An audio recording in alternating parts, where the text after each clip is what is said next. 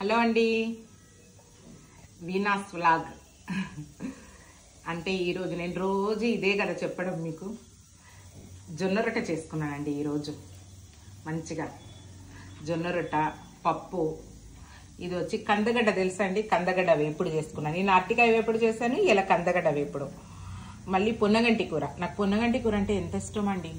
అది మా బాబు చూసి తీసుకొచ్చాడనమాట నిన్న మార్కెట్లో. ఇవి వచ్చి కీర. ఇవాళ ఎగ్ లేదు. ఎగ్ ఎందుకు లేదంటే ఇవాళ ఫ్రైడే కదా అండి. ఏమో నాకు తినబుద్ధి కాదండి. నేను పూజ చేయాల మళ్ళీ ఈవినింగ్ మార్నింగ్. ఇవన్నీ నాకు ఫ్రైడే అట్లా ఒక సెంటిమెంట్. తినను, అందు గురించే ఇవాళ నేను ఎగ్ పెట్టుకోలేదు. కానీ ఎగ్ వెజిటేరియన్ అంటారు కదండి, అది చెప్పండి. నిజంగా ఎవరైనా కమెంట్లో చెప్పండి, అట్లా నేను కంటిన్యూ చేస్తాను అది కూడా. కానీ ఇంతే అండి ఇలా నాది డైట్ ప్లాన్ అండి. తింటానండి ఇప్పుడు.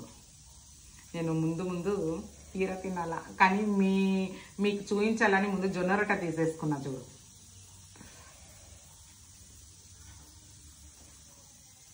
పొన్నగంటి కూర ఎంత బాగుందండి. కానీ మంచిది కూడా, బ్లడ్ మళ్ళీ ఐరన్ అలా మంచిది కదా. ఇలాంటిదన్నీ మనం తినాలి. ఆకుకూర ఒకటి ఏదన్నా రోజు ఉండాలంట అండి. కొన్ని మన డైట్లో చెప్తారండి క్లాస్లో, పొన్నగంటి కూర తినండి, ఆకుకూరలు తినండి అని అంటున్నారు. కానీ ఇప్పటి నుంచి డైలీ ఒక ఆకుకూర తింటాను. జొన్న రొట్టె భలే నేర్చుకున్నానండి నేను.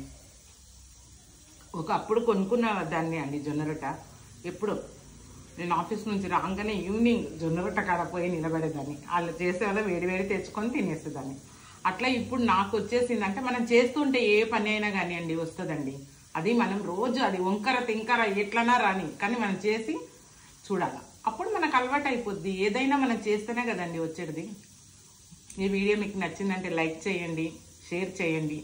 కామెంట్లో నేను జొన్న రొట్టె గురించి, ఎగ్ గురించి చెప్పాను, అవి కూడా చెప్పండి. ఓకేనండి, బాయ్ అండి.